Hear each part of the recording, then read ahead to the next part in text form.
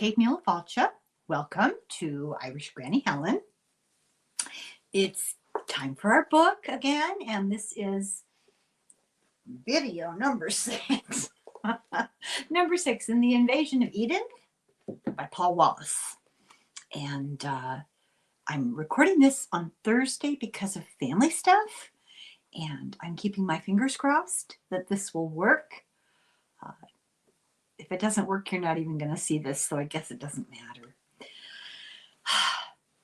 StreamYard was crashed because of the traffic on it after what happened with ICE and Kristi Noem and the senator.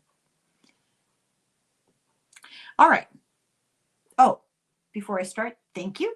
Thank you for watching. Thank you for subscribing. Thank you if you become a member. Thank you for checking out my Substack, which has a public forum and then a private one as well, a membership. And I try to mix things up and put things in a variety of places.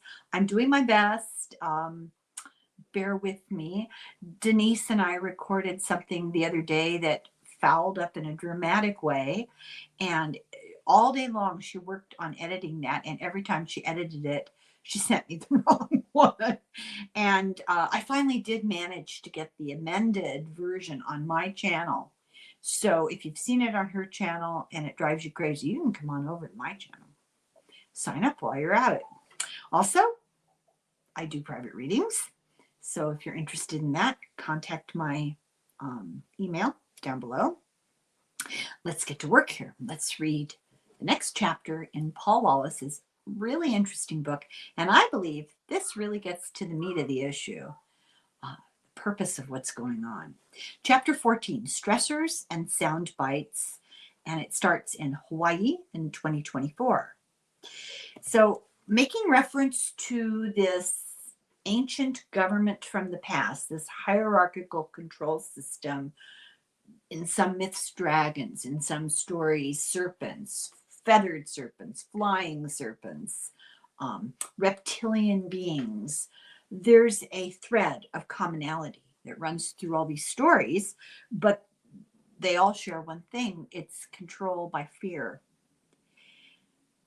Many such stories come from tens of thousands of years ago, stories in which the social order is maintained by violence. First, it's imposed on a group of people who don't have that kind of order, and then it's imposed by violence.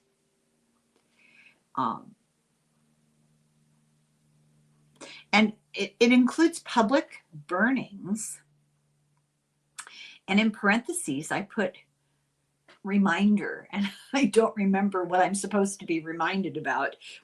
Might very well stumble on it. Let me look at chapter 14 and see if something jumps out at the very beginning. I don't want to leave you guys hanging without an important detail.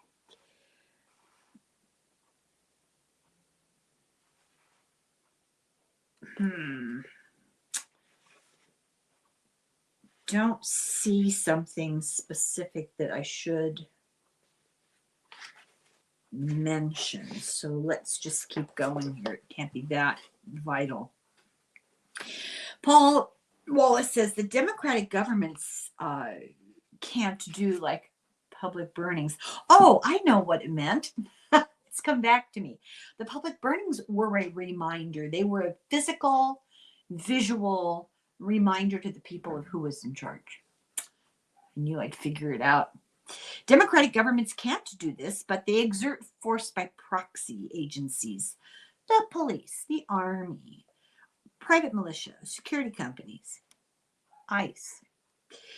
Privatized prisons, which is a big industry now, detention centers that lets the states mete out violence without accountability. It's all just part of the system. They target the vulnerable. They go after the low-hanging fruit. I hate to use that when I'm referring to people, but that's a very good visual.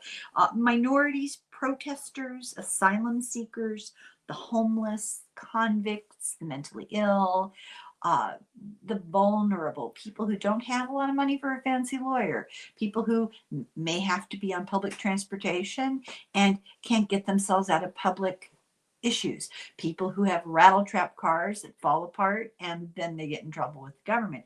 And it's a cascading domino effect of you get a ticket, you don't pay it, there's a warrant, there's a fine, and it goes from there. So first officials objectify them publicly as the other. These are the criminals. They show no empathy. Yeah, we're going to get them. You want us to get them, don't you? We want to get them. The next move is to go to overbearing laws. For example, stop and frisk. And police brutality. Derek Chauvin. Deaths in custody. Injustice. And it all gets more brazen. With very little fear of repercussion from the public reaction. It's all a message. It's a reminder of state power. The undercurrent of threat is always there. For example, the targeting of journalists. And this is an even bigger public warning. We can be brazen. We can be open about this. You can be an Australian journalist talking into a microphone with your back to the crowd and get shot by a rubber bullet. But hey, what stupid First Amendment are we talking about anyway? The mistreatment of refugees is incredibly easy for the powers that be because these people are without recourse whatsoever, often here only with the clothes on their back. Modern terminology, journalist, protester, there's a lot of couching of roles, stereotyping of people, that it allows finger pointing. In ancient Hebrew, a seer or a prophet was anybody in past history who spoke out. Anybody, and they were brutally targeted. Independent thought was not okay. They were often deported for it. There's a suppression of compassion, a suppression of empathy. You don't want to be weak. Why do you care about them? It's not going to affect your life. There's a dumbing down of emotional intelligence, not even being able to recognize the pain of others. Not being able to put yourself in other people's shoes. That's such an important ability that we need to nurture. Draconian governments create a me-them dichotomy. It interrupts social cohesion. It creates division. It disrupts harmony. And they need an insecure, needy population in order to keep control. We need to be beholden to them. We need to be fearful that we won't get what we need. We need to be afraid of threat of violence, pain, suffering, and less. His friend Cam talks of the past that people were kept in oppression by a government that created new values, different values, and went from a very cooperative to society and changed the values of the society to make them competitors. And this pervasive lack of compassion that's nurtured is the wrong word, encouraged, is a strong indicator of non-human influence over the elite. So the elite are like the intermediaries. They're the ones who are the emissaries for these non-human entities, is what Paul is saying. And they're non-human and don't really fully have the kind of empathy or no empathy or don't understand empathy.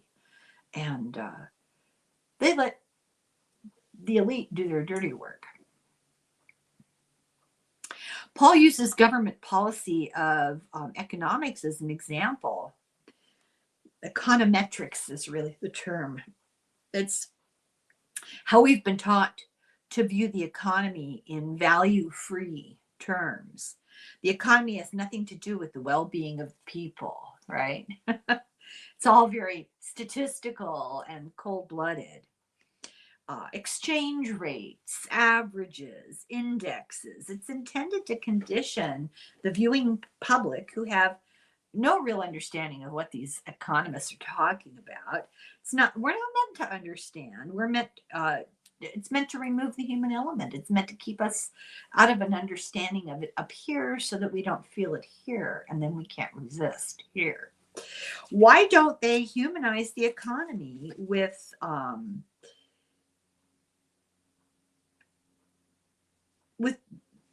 people's homes and people who have no money for people who don't have homes, people who have no money for medicine, medical treatment? Why don't they make those things part of the economic picture that they talk about? The Australian Bureau of Statistics keeps a monthly tally of people who give up trying to find work and stop getting benefits and go into financial free fall. It's not that fewer people are looking for a job this month. It's that a lot of people have just given up. It's a nuance there that indicates something completely opposite. They're trying to say, look, fewer jobless people. No, fewer people looking for a job because they've given up without hope. Why not talk every day about the cost of crop yields, the cost of the average house and income as compared to the cost of living? No, their view is if the Dow Jones is good, the economy is good. It doesn't matter how you feel about what's going on because of impact in your daily life. What about real people? We're not relevant. So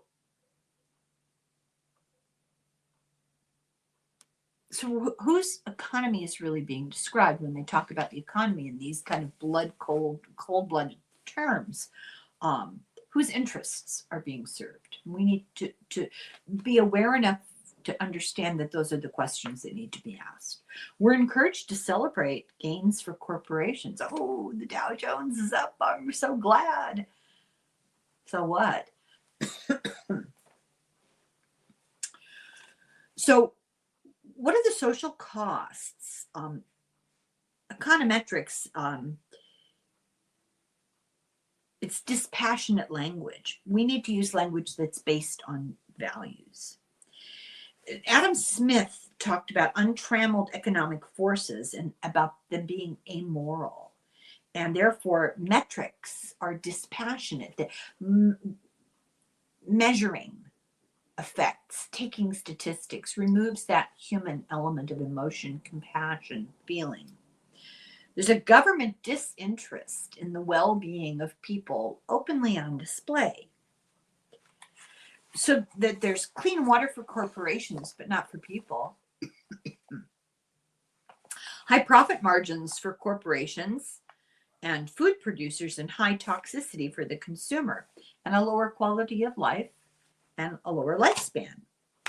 In the United States, chemicals are allowed in food that are banned elsewhere around the world. So what's at the heart of this lack of human fellow feeling?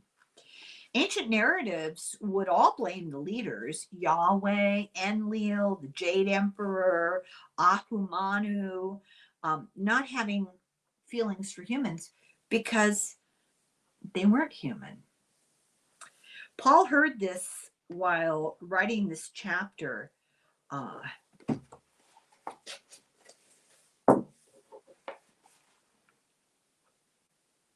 He heard an ABC News guy talking about banks, and without any hint of embarrassment, the bank's economist told the reporter, quote, "We want enough Australians to be out of work so as to optimize the money markets and mitigate against inflation."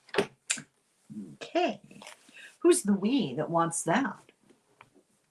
In the past, people out of work, that was a bad thing for the society as a whole.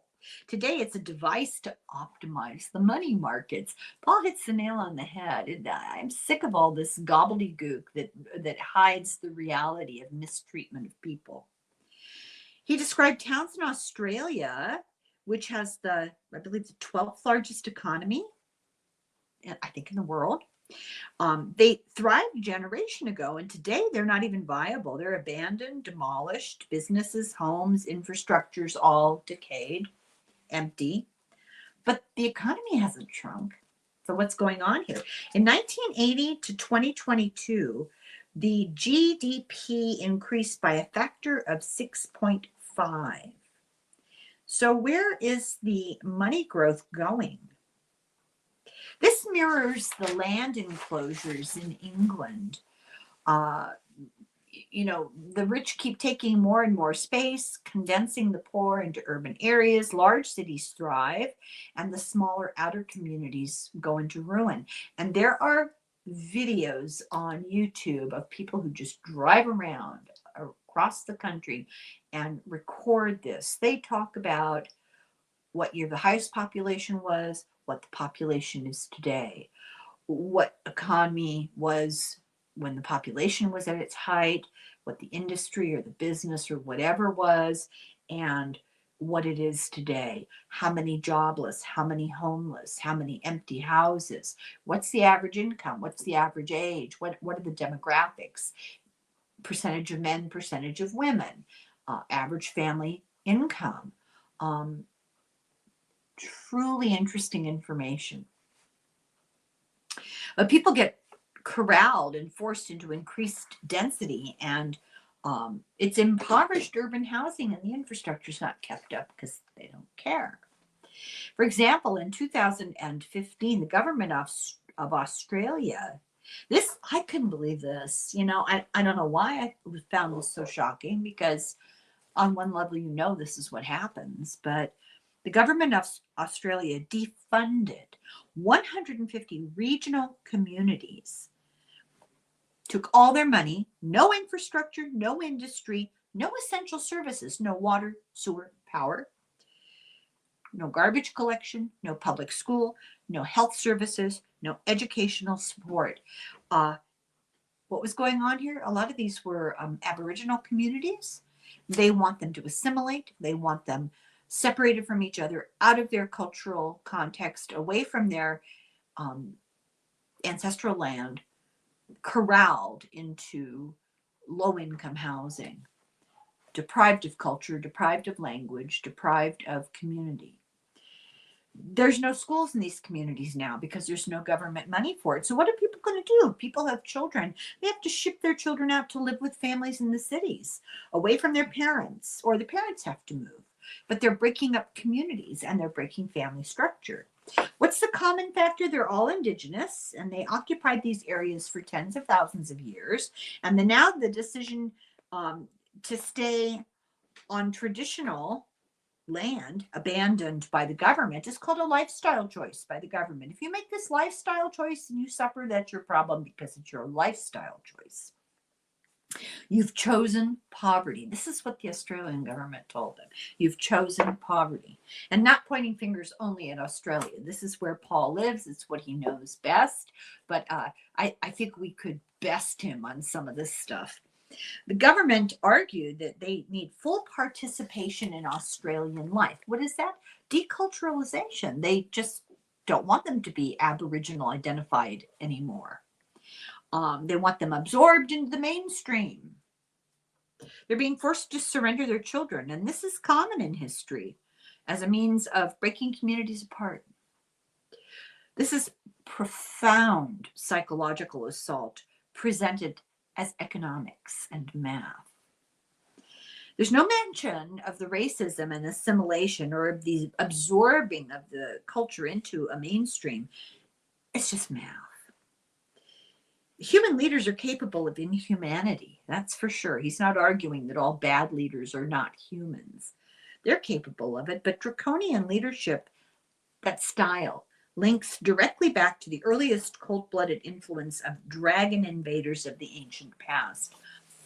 I know this sounds like an extreme viewpoint, but when you really look at the stories and how the threads draw them together, it's persuasive. His friend Cam in Hawaii, his narrative describes invaders changing people's way of thinking as a society, community values. Greed, division, exploitation were modeled and taught and rewarded. He describes engineered scarcity, selfishness versus fellow feeling. This makes people easier to manage, and it breaks away the sense of community. Paul guesses that these stories were passed down to help descendants recognize what was being done so that they would resist it in the future. Now, we need to resist this now. In Genesis, the councils, the councils of, what were they? Oh my God, I want to say Anunnaki, and I know that's wrong. Oh my God, Elohim. Their first discussion was about restricting food and water and medication for people. This is an artificial scarcity to negate the effects of consciousness and an intelligent population. And what are they trying to do right now? Just think about it a minute. It all seems so absurd, but think about it a minute. This budget goes into effect. Millions of people are going to lose health care, access to health care. They're going to lose access to food and support. They're going to have to weigh, do I leave my children alone so that I can work? Or do I stay home with them and we all got hungry? Can't pay the lights or the heat. All these choices are being forced on people. Do we buy the insulin or do we pay the heating bill in December? And one of the things that's not talked about enough, I believe, is quality of life. This is demoralizing. If you have ever lived in a situation of want, poverty, or even temporary need, the insecurity of it, the unpredictability of it is traumatizing. It has long-term psychological effects. We don't acknowledge that enough. People fall into a cycle when that happens. Read the book Evicted. I recommend that book to everybody. Read the book Evicted. He's the same guy who wrote the book Poverty. I forget his name. I'm terrible with that. But it's easy enough. Just Google it at the library, Google it online, and you can find it. And it's, I did cover it a while ago, but anyway. So this has been obscured, this whole artificial scarcity, all this stuff has been obscured by generations of translations that weaken the message and obscure it. And it's hard for us to recognize it repeating itself here. Side by side with Gilgamesh and Enuma Elish, which is in Mesopotamia, narratives there, this anti-humanism, it's unmistakable. And it's engineered scarcity as a tool for social control. And I put in the margin now in the US. This increases stress to increase population control. So in the Mayan Popol Vuh, the feathered serpent orders genetic engineer Kukulkan to create a vapor that he sprays over the population to decrease cognitive ability and other powers. This is almost the exact same story as the one that comes out of Nigeria. Human health and what we would call paranormal abilities, but they were normal for us at one time, are intentionally damaged to increase stress, to increase aggression, and to decrease lifespan. In the Bible, Yahweh imposes austerity despite surpluses. He imposes taxes, tithes, and offerings, the cream of every crop, the best animals, the best food, the best young women. And they're supposed to be for sacrifice, but for the use of Yahweh. And this increases the stress of living on the land. So today, intentional stress arousal as a tool for governance can be gauged in a whole range of political phenomena, such as arbitrary austerity policies imposed in fabulously wealthy countries, aggressive policing, heightened security measures, which unnecessarily harass and intimidate law-abiding members of the public, deregulation of highly profitable corporations, permitting them to pay the lower tiers of their employees' wages so low that they cannot live without taking other jobs or seeking government support, making people dependent and then finding fault with them for being dependent. The constant broadcasting of irrelevant yet traumatizing news without any follow-up or resolution, sounding a continual unbroken message of danger and insecurity. I would recommend, flawed though he may be, Gavin Newsom pushed back mightily against Sarah Huckabee Sanders and Tommy Tuberville, two of the less bright bulbs in the package, both of whom were pointing fingers at the violence and crime in California. And I don't remember what the statistics were, but they were dramatically different, like 3 times higher in Alabama, 6 times higher in, where's Tuberville from? Alabama? Arkansas? She's from Arkansas. He's from Alabama, I think. Somewhere in the South. The toleration of laissez-faire or market economics, which allow the decreasing affordability of life's essentials to become not the concern of the government. Try to buy a house. The refusal of governments to legislate to ensure the public's access to human essentials, such as safe drinking water, Flint, Michigan. Essential utilities, secure and clean food supplies, and vital medications. How often are larger communities now experiencing brownouts, blackouts, failure of utilities? Just today, we had a little problem with that. So things could be so much better if the agenda just prioritized well-being. Nobody has to go poor or broke or suffer or live in poverty. Even the rich people don't have to. But our priorities are so wrong. There's this pathological desire for more and more and more in the elite. The priority is population management. And is this cynical? Yeah, that's a cynical way to look at it. It's hard to deny that's what you're looking at. Is it ETs? That remains to be seen. However, global ancient canon, all of the old scriptures, books, whatever, talk about the dynamics of non-human interference.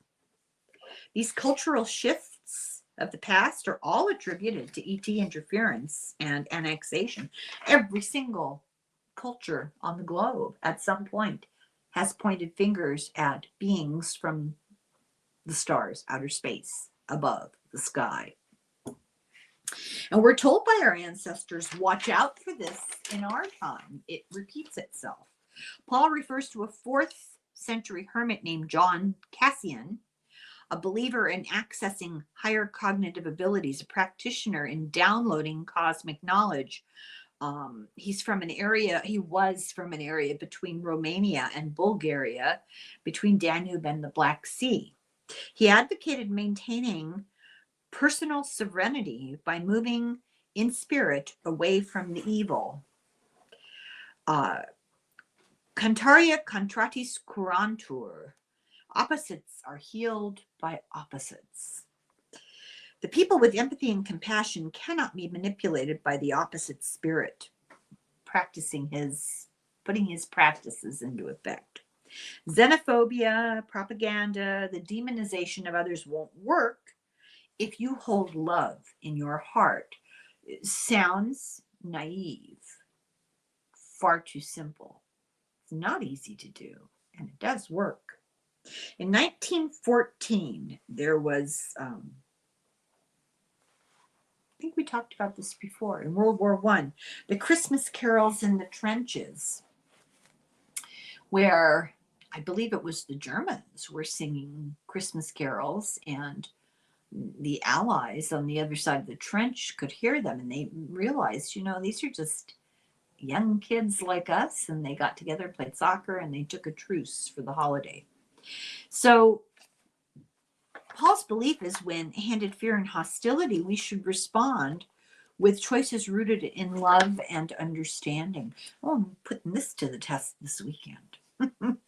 When given despair, go for hope and inspiration. When given bullying and harassment, respond with patience and empathy. That's really hard.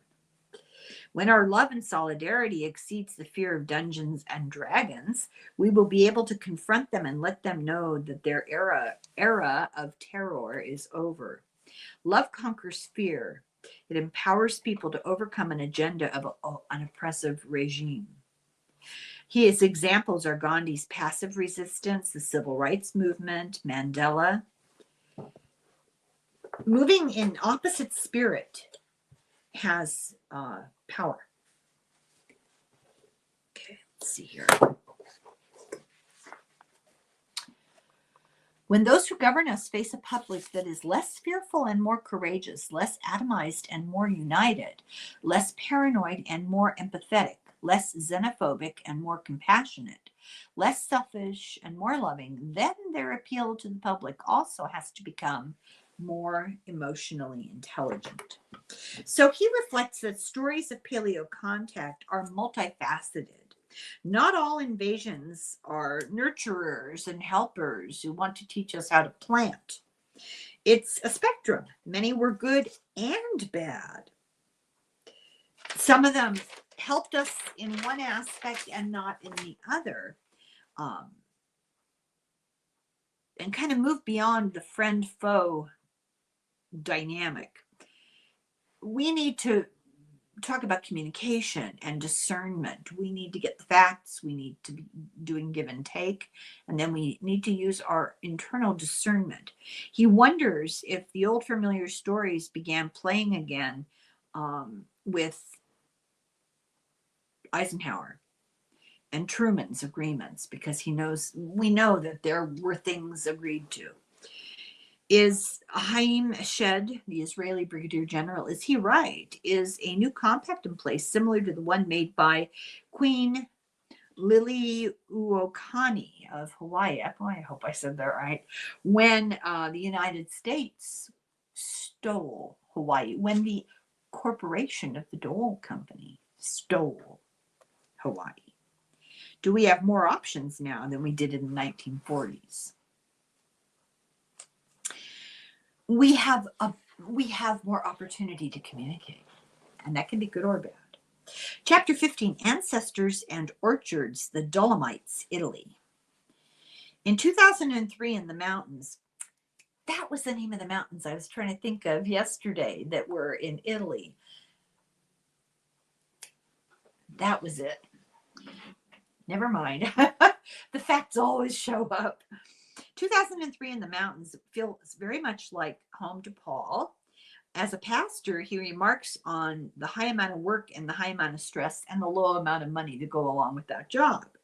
He says this trip was a gift, and he discovered while he was there that he could read signs because he knows German and Italian. Oh, now he's just bragging.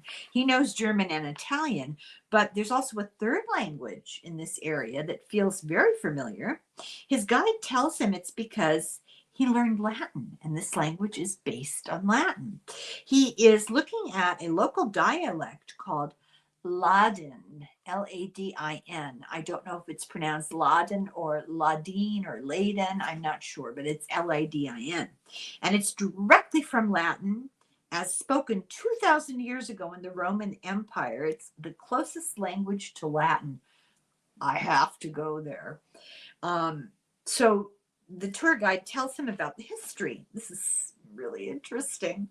In the 5th century AD, so around the 400s after Jesus, that time period, Rome was moving its military to Constantinople as the new capital, the Byzantine Empire. This was a strategic government choice that they were doing, but the entire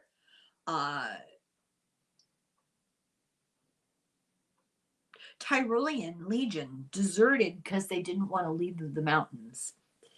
They'd built a new life for themselves and their families, and they wanted to be independent of this global imperium. They had built their own community.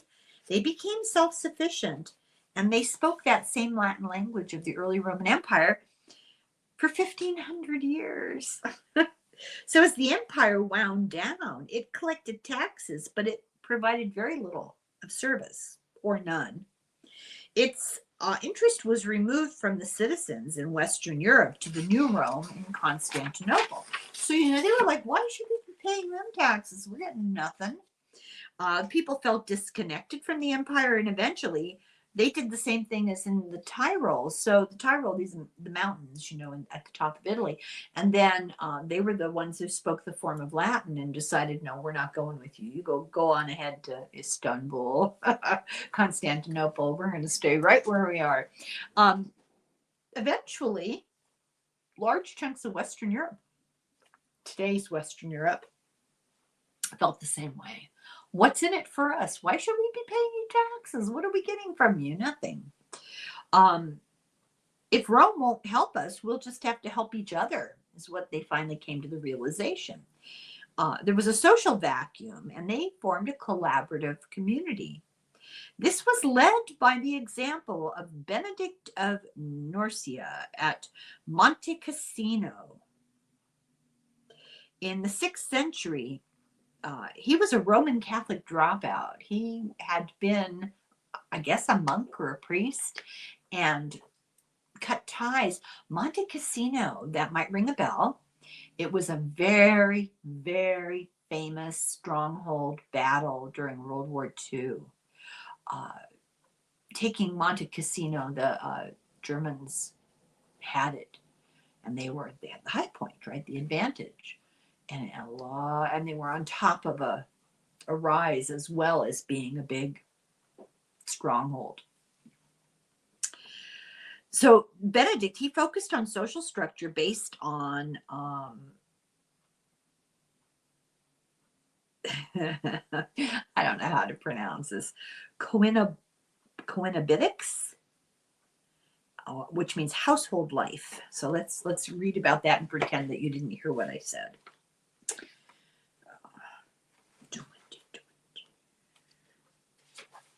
So, oh God, I have to say it again.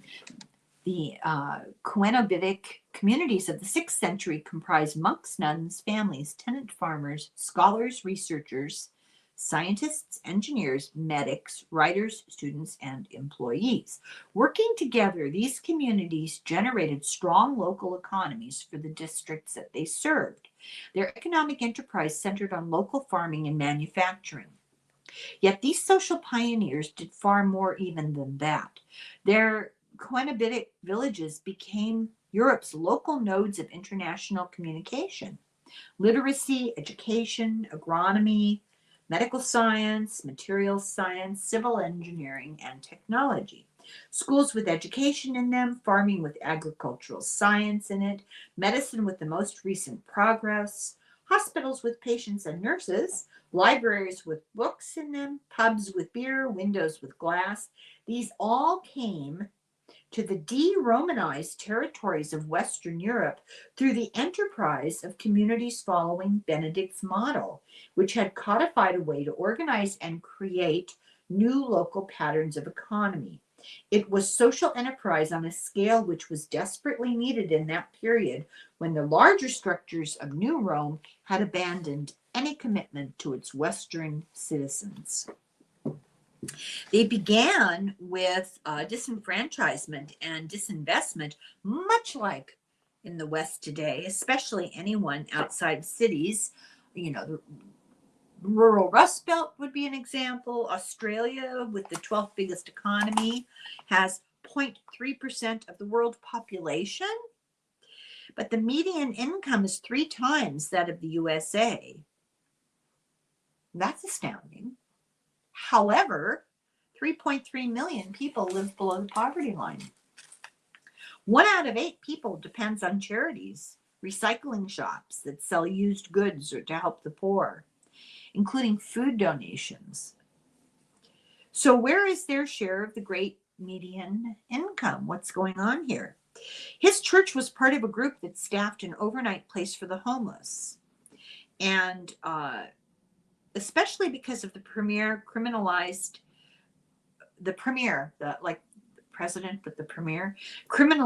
sleeping outside. And cops were told every time you see somebody sleeping outside, they get a ticket or a fine or arrested, and confiscate all their belongings. Don't give them back. Anyone priced out of housing and sleeping in the cars, they weren't counted as homeless. So they didn't have a true picture. Churches stepped in. Local landlords volunteered land for emergency shelter. When shown the processes of their success by the churches, the local governments changed the laws to prevent these collaborations in the future, making illegal all the avenues of practical help. Why would they do that? I mean, that really is truly shocking. So he approached senior local officers, the politicians, and this is their response.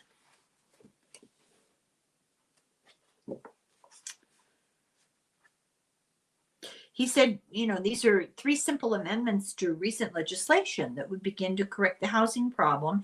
To my astonishment, Paul says, our member of parliament responded by saying with absolute clarity, quote, Paul, I don't see the government has any meaningful role in addressing housing needs. I see that really as an area for churches and charities. What's government for?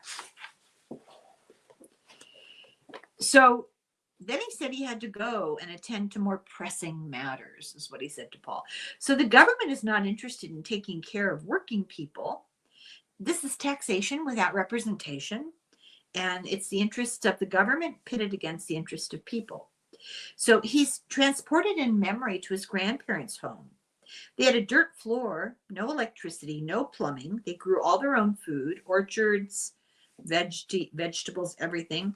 One neighbor had chickens, another neighbor had goats, and they traded vegetables, fruit, chickens, eggs, and goats. It was like a shared farm, a shared resource. This extended family shared a house in common. His family shared a house in common. Generations lived together. They helped them to navigate tough times, things like early childhood and old age. This was an informal shared economy, and he wonders if this approach will help us to get through the coming times. I think you're going to see families coming together multi-generationally. I think, yeah, I felt that way very strongly. We're going to have to lean on each other in a way that we've kind of turned our noses up at over the past 50 years, living in your mother's basement. Oh, my mother's going to come and live with me. Or, oh, I got to take care of my aging father. We're going to have to step up to the plate.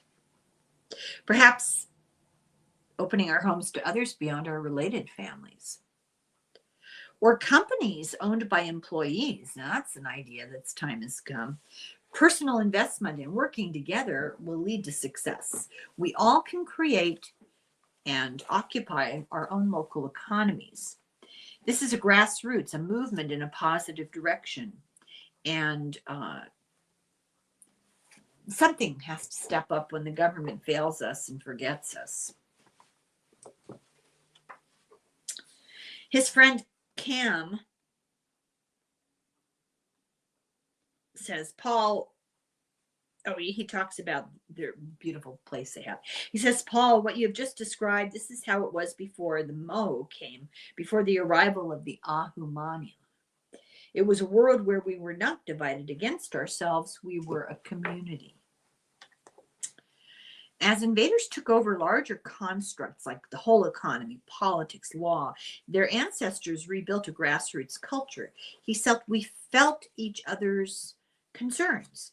If we truly know about each other, we will live in harmony. If we know each other, if we're not just strangers putting up with each other, it's not magic. We had to work for it.